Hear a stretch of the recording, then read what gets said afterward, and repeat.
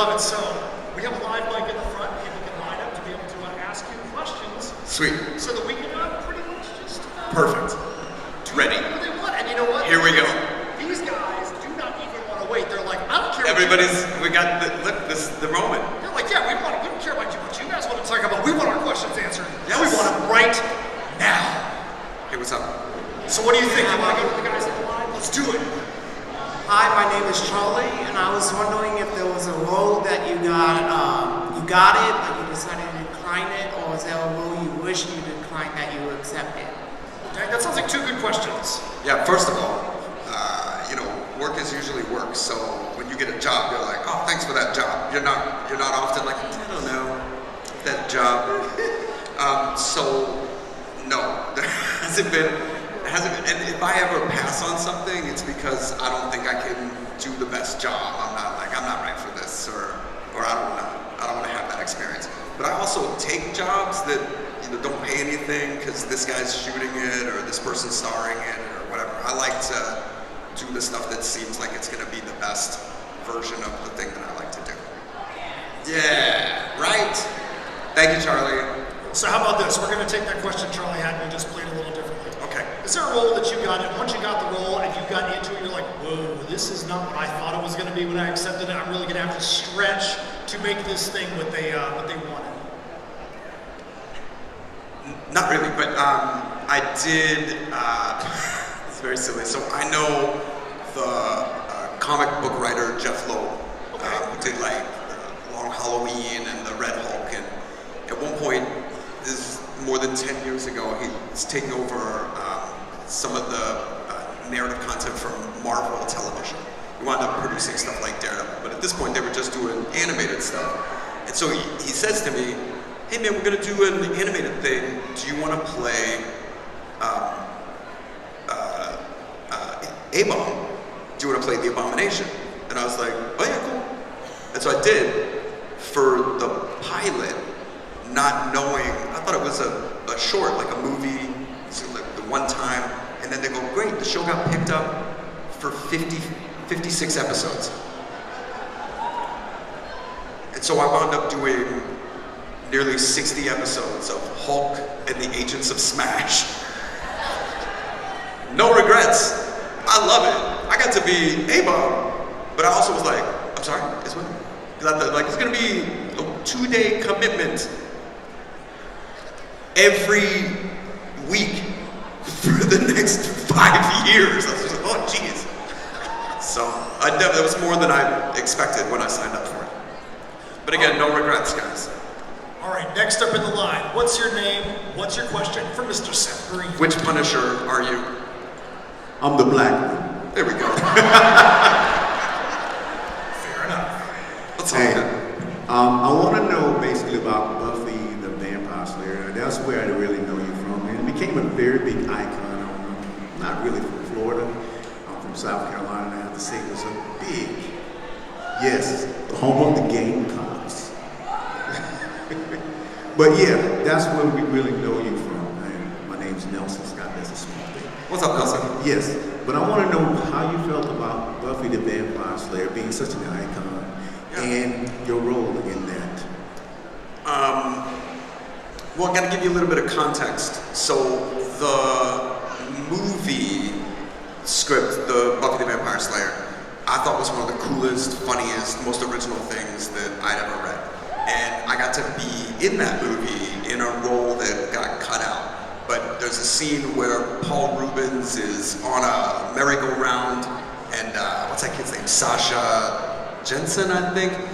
I'm the vampire that kills him, but they wound up cutting this moment out. I played like a nerdy vampire with glasses and braces on my fangs.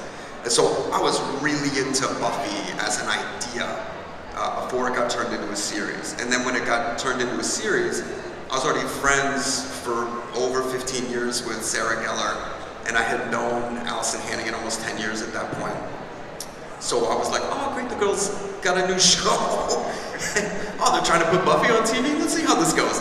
And then I got to audition for it, and I never got to play parts like that, like a cool guy, somebody that played a guitar and was like pining over a girl. you know, the character never got pantsed or head shoved in the toilet. People saw him do something on stage and they were like, hey, that was great, instead of like, I'm gonna kill you. So, very different role for me. And I knew when we were doing it that it was great. I knew that the dialogue I was getting, the scenes they were writing, the storytelling, I knew that it was great. No, and it sort of didn't is the thing. Like, it was big with kids, but that was at a time when Warner Brothers was launching their UHF, WB, and they were putting a lot of money. It would become like the CW sort of young teen or you know, older kid kind of programming, like romantic drama, that's life education stuff. So Buffy was one of the first things that got to be that. It was on the air the same time as like Dawson's Creek got launched. So this is very new programming. And we knew it was hitting with our peer group, but it wasn't getting any kind of legitimate recognition. Like the Emmys didn't notice it. We got advertising sponsorship, but it wasn't something that was widely respected. It's over time that people really got to study and unpack it. And especially, I love Generation Share It with their kids. So you get this timeless teenage experience that's sort of well curated. I like that. I like that people made it their own. So I knew it was getting big when they put our faces on like root beer cans, lollipops. I was like, I don't know about this, guys. I thought we were doing something different. And then, but it's really years later. It's like after the show was on the air that people tell me that the show helped give them information that they needed or made them feel a little less alone, which is really all it was trying to do. So I love that. I love getting to be a part of something like that. The true story of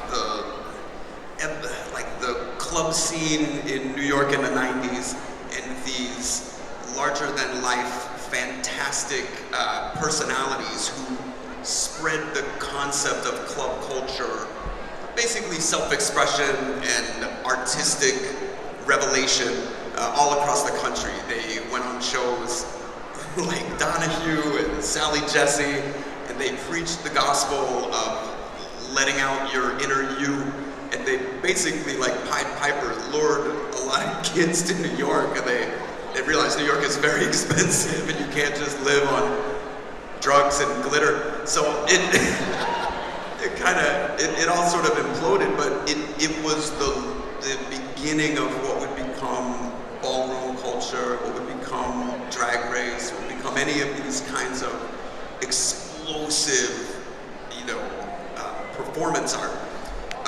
So what interested me about that, they asked me to play that role. And me, I've been acting my whole life. It's my favorite thing. I never get asked to play something as complicated and as challenging as that guy. James St. James is an extraordinarily talented writer and performer, artist, but was also at the center of that insane situation, which resulted in a pretty grisly murder and an arrest, and so much trauma spiraled out of that very good idea. I was very excited to be a part of getting to tell that story, make sure it was told well. When you share those kinds of bits of history, the context of it, the message you try and give from it, like it wasn't that all of that should be burned to the ground. It's just there's rails you need to follow so that people don't get hurt, or people don't lose themselves in it. So, and also the amazing thing for me was that there's so much real footage, because those kids were filming themselves 24 hours a day. And so the guys that made the documentary Eyes of Tammy Faye, and they made the documentary Party Monster, they're the same people that wrote and directed the film. Randy and Fenton, they run World of Wonder, which is like the founding producers of Drag Race and all that stuff. They had hundreds of hours of footage. And so me and Macaulay Culkin, who had not made a movie in like 8 or 10 years, we convinced him to do this movie. And he and I had become friends like 2 years before that, so we spent that whole time thinking about how this movie would get made when the script was right. And then we only had like 18 days to shoot the movie, so it's the craziest prep, all this work, and then you're like running like a marathon and it's over in a second. I love that movie. Nobody ever sees it. This is a great lesson. The financiers of the movie were cash poor when we took it to Sundance, and so they took the highest money deal, which was an exclusive DVD release with Blockbuster. And so Blockbuster owned the sum total of all of the manufactured DVDs for this movie. You literally can't find a hard copy of it. Yeah. Thank you. Thanks a lot, man. Yeah. He just said he had the first backpack created by the guy who does. No, I didn't keep them. I didn't keep any of that stuff. What? No, but I do have the suit that Scott Evil wore at the end of the third Austin Powers. I have that black suit, and then I have a Hawaiian shirt that James St. James wore in Party Monster, and I convinced the prop guys on the Italian job to let me walk off with one of those gold bricks. And then when September 11th happened, I got the whole cast to sign it and we auctioned it off for the firefighters.